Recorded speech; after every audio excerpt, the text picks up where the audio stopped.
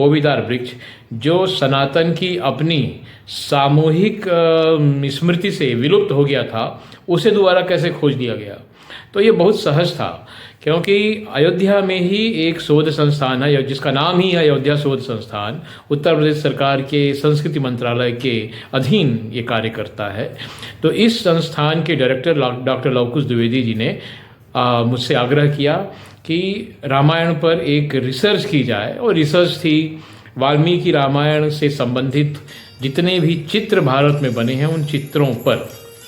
तो इस पर कार्य करते हुए सबसे पहले मैंने कार्य शुरू किया मेवाड़ के महाराणा प्रताप के वंशजों द्वारा बनाए गए रामायण संबंधित चित्रों पर, जो कि कहलाते हैं मिनिएचर पेंटिंग्स।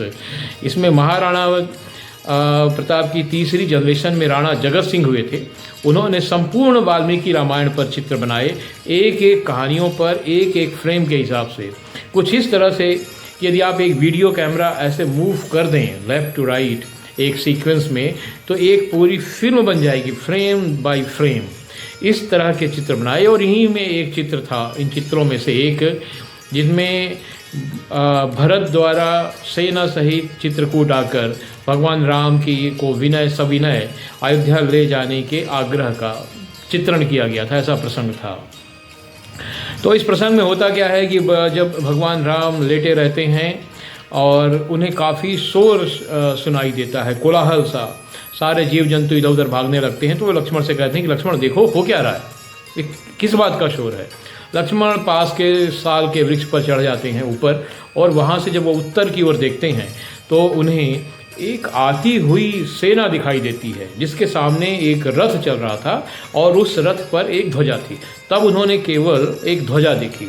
जब सेना और नज़दीक आ गई तो उस सेना के सामने चल रहे रथ पर जो ध्वजा थी, उस ध्वजा के भीतर उन्हें कोविदार का वृक्ष दिखाई दिया। कोविदार के वृक्ष को देखते हुए वो समझ गए कि ये तो अयोध्या की सेना है। इस तरह से इस तरह का चित्रांकन किया गया था। जब इस चित्र का आधार समझने के लिए मैंने इसे वाल्मीकि रामायण से मिलाया, उसके कथानक से, श्लोकों से, तो स्पष्ट हो गया कि ये तो भगवान राम की अयोध्या के ध्वज और उस ध्वज पर अंकित राजवृक्ष कोविदार के महत्व का वर्णन है। कोविदार का महत्व क्या है, इसे हम कुछ यूँ समझ सकते हैं कि जैसे आज के परिप्रेक्ष्य में हमारे राष्ट्र भारत का राष्ट्रीय ध्वज तिरंगा है, उसी प्रकार त्रेता के दिनों में, क्योंकि बात बहुत पुरानी है, तो त्रेता के दिनों में अयोध्या साम्राज्य की शक्ति और संप्रभुता का प्रतीक उसका अपना राजध्वज था। जैसे हमारे राष्ट्रीय ध्वज में आज चक्र है, इसके बीच में चक्र बना हुआ है 24 शलाकाओं से युक्त, उसी प्रकार अयोध्या के राजध्वज में कोविदार का सुंदर वृक्ष अंकित हुआ करता था। कोविदार का ही वृक्ष क्यों? क्योंकि कोविदार वृक्ष ऋषिकृत है। इसे कश्यप ऋषि ने बनाया था, और एक पुराण में, हरिवंश पुराण में, कश्यप और अदिति के बीच एक संवाद का प्रसंग उल्लिखित है। कश्यप ऋषि बताते हैं कि किस प्रकार उन्होंने पारिजात श्रेणी के वृक्ष, जिसे आजकल हम कचनार कहते हैं, तो कचनार में मंदार के गुणों को, उसके सार को मिलाकर, या कहें कि हाइब्रिड तरीके से कोविदार वृक्ष का निर्माण किया था। तो संभवतः इसी कारण ये अन्य वृक्षों से अधिक सुंदर, अधिक आकर्षक और अत्यधिक औषधीय गुणों से युक्त है।